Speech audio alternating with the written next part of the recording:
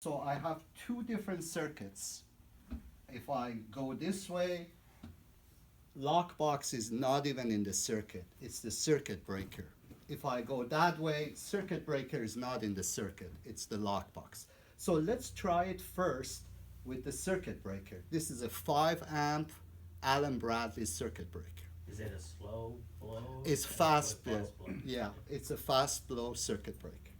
And between the motor and the power supply, I have 10 feet of cable, which is not extraordinary. You got your motor here and your panel is 10 feet away. That's typical. Yeah. Very typical. But just to show you that all this stuff, the cabling, the breaker, all that got to warm up. Now look at this. Right now, lockbox is not in the circuit. Power is going through the circuit breaker, running the motor.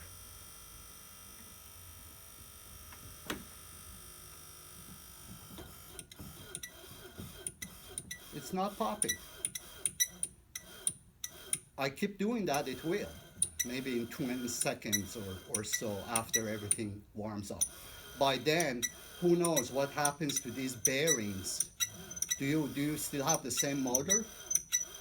So it's everything in that circuit breaker that you're saying's got to warm up and get to the point Exactly, where it can because trigger. it's a bimetallic, it's a very, this technology existed over a century. Two different alloys of metal, it warms up and they disconnect. So it's going to take that 10 feet of wire because they have to warm up. all Yes, 10 feet of this wire 10 before feet it's of back. wire has to warm up too. Mm-hmm. Like I said, eventually this will pop.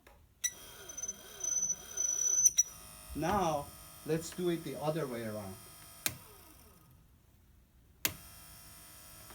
The circuit breaker is not in the circuit.